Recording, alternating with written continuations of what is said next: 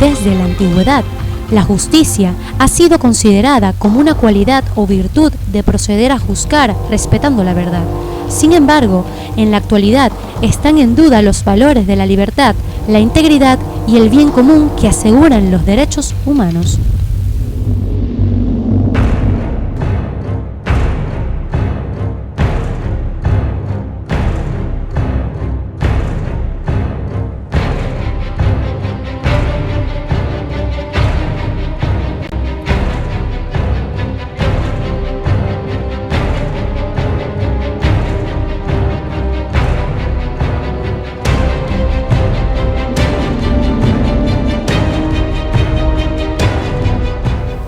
Venezuela es una nación con un enorme potencial de desarrollo, crecimiento y modernización. Sin embargo, hemos observado que seguimos estancados en el ámbito social, político y económico. Es inocultable que durante los últimos años se ha experimentado una marcada descomposición social, lo que evidencia, entre otras variables, la exacerbada violencia que se respira en cada esquina de cualquier ciudad.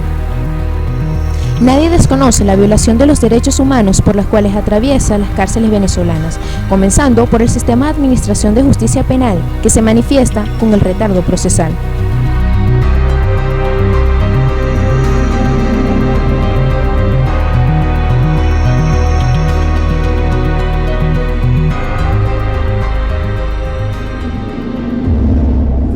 El retardo procesal no es otra cosa que la justicia tardía. ¿Okay? Hay un adagio que dice que la justicia tardía no es justicia. ¿Por qué? Porque el proceso penal venezolano, al igual que la justicia civil, mercantil, laboral, debe tener una respuesta inmediata con respecto al solicitante. En todo caso, si estamos hablando de la materia penal, estaríamos hablando de la necesidad del procesado de obtener una sentencia pronta para la determinación de su culpabilidad o inocencia. En primera instancia, cuando nosotros hablamos de retardo procesal, es todo ese tiempo en el que hay una dilación por parte de los órganos de justicia del sistema judicial venezolano, en el que esa justicia no llega, esa sentencia no llega a tiempo. Para Manuel Ferreira, la ley de causas penitenciarias está engavetada en la Asamblea Nacional, lo que ha llevado a todos los organismos del Estado a generar el denominado Plan Cayapa. ¿Okay? Plan Cayapa no es otra cosa que los jueces del Estado se vuelcan hacia los sitios de reclusión y realizan las audiencias preliminares en el sitio de reclusión para evitar el tiempo que se pierde en los traslados, el tiempo que se pierde en el nombramiento de abogados y toda esta situación. Esto ha ayudado mucho a salir de un gran número de causas que se encontraban estancadas en la fase preliminar. Sin embargo, esto también atenta contra la libertad del trabajo que tenemos los abogados penalistas privados. ¿Por qué? Porque en cuanto los funcionarios jurisdiccionales, es decir, los jueces, se presentan ante los sitios de reclusión, por ejemplo Puente Ayala, ellos le exigen a los detenidos que revoquen su defensa privada si la tengan y nombren defensas públicas para ellos hacerlo con mucha mayor agilidad, lo que nos deja a nosotros los abogados privados en una especie de indefensión con respecto a nuestro derecho al trabajo.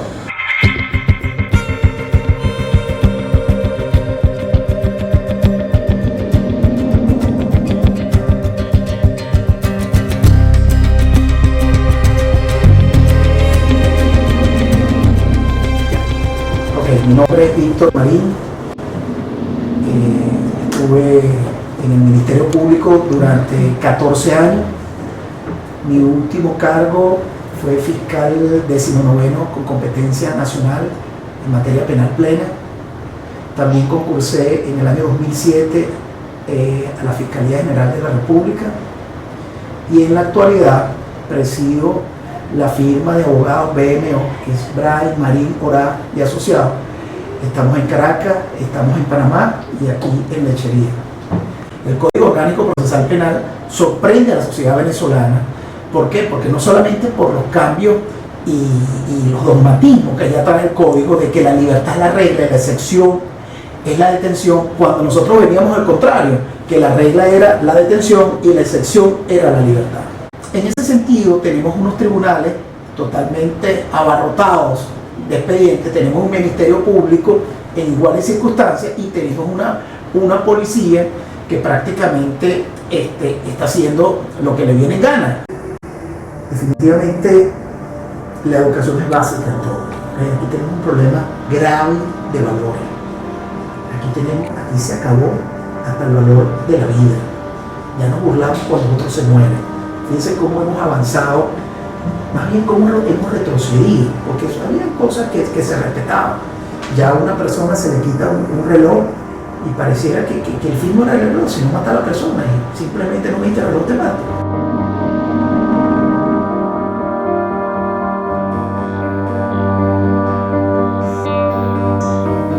Arquímedes Lares, quien es acusado de estafa al Banco Central de Venezuela por la cantidad de $100 millones, relata la situación que vive una persona con retardo procesal penal en Venezuela.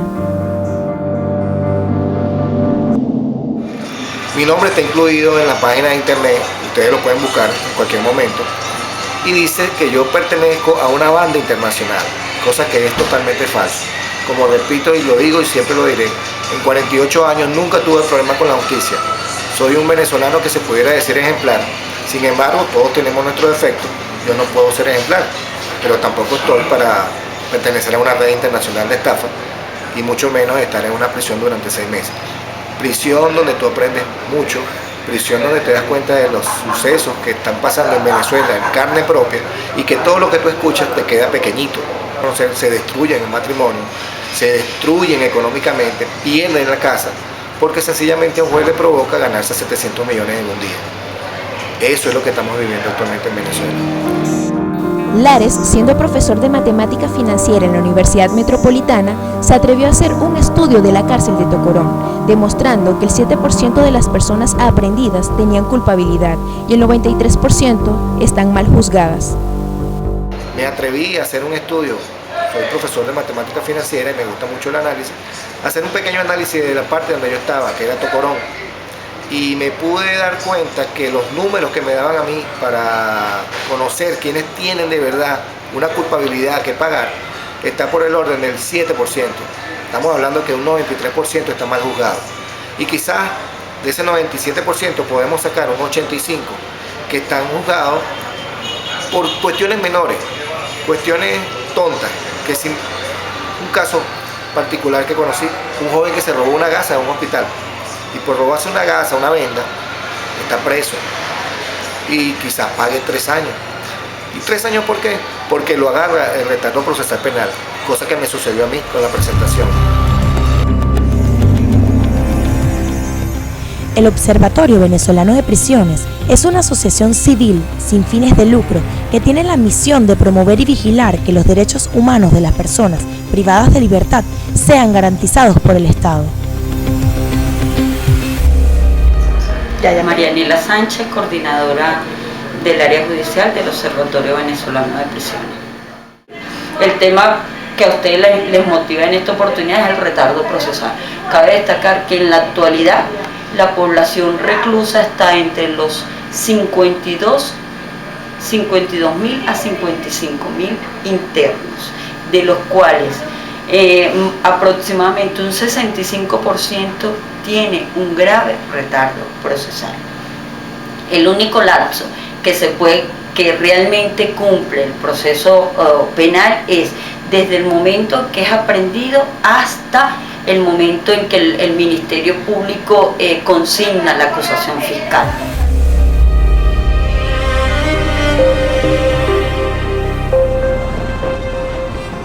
casos con más repercusión a nivel nacional es el caso del comisario Iván Simonovic, siendo el juicio más largo de la historia venezolana, con un retardo procesal de 3 años y 13 días, concluyendo con una sentencia de 30 años sin pruebas contundentes. Yo básicamente no recuerdo cómo era mi vida antes. Yo tenía 7 años y a los 7 años uno no recuerda lo que había vivido. Yo tengo unos pequeños recuerdos, pero son bastante difusos.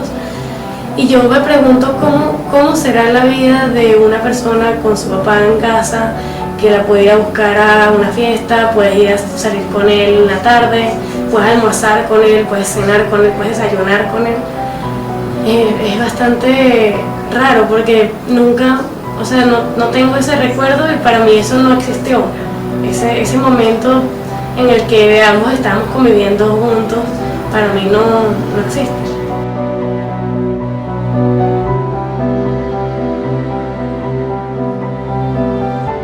A continuación, María Pertíñez de Simonovic cuenta las consecuencias que el retardo procesal ha ocasionado en su familia.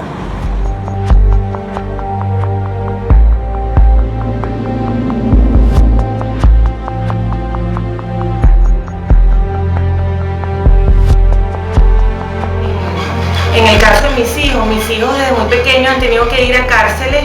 Bueno, ya iban a estar en 2 cárceles, en el SEBIN, en el Helicoide en Caracas y ahora en la cárcel militar de Ramo Verde en la ciudad de Los Teques.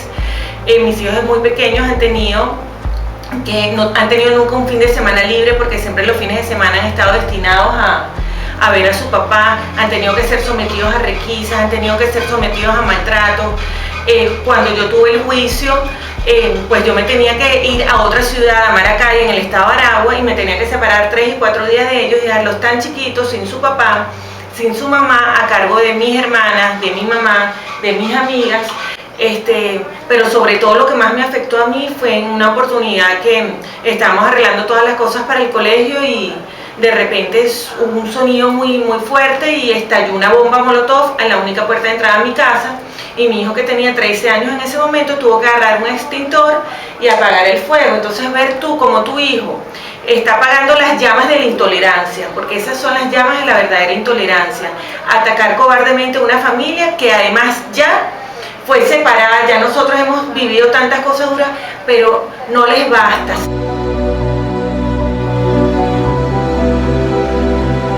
Bueno, esta es la oficina de Iván, que para cuando él regrese,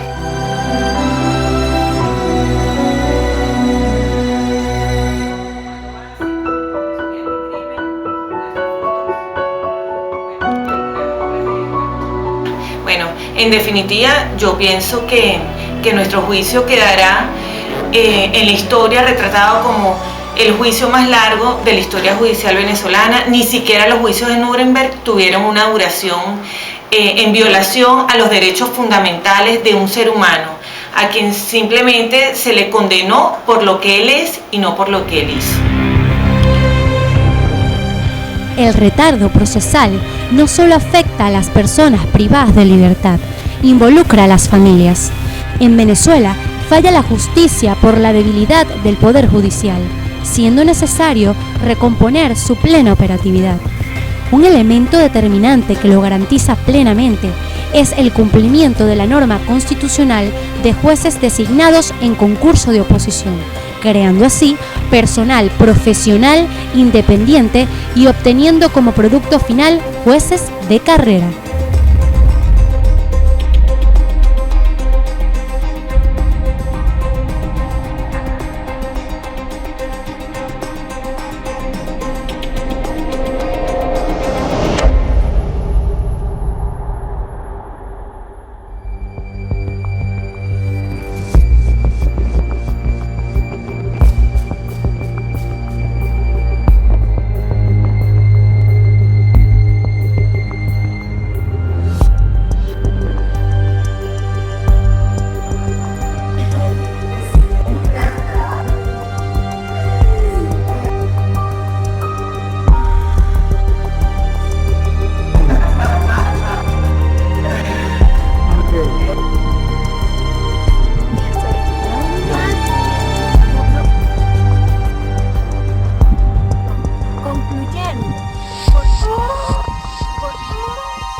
¿Por qué considera que en Venezuela hay tantos casos de retardo procesal penal? Córtalo.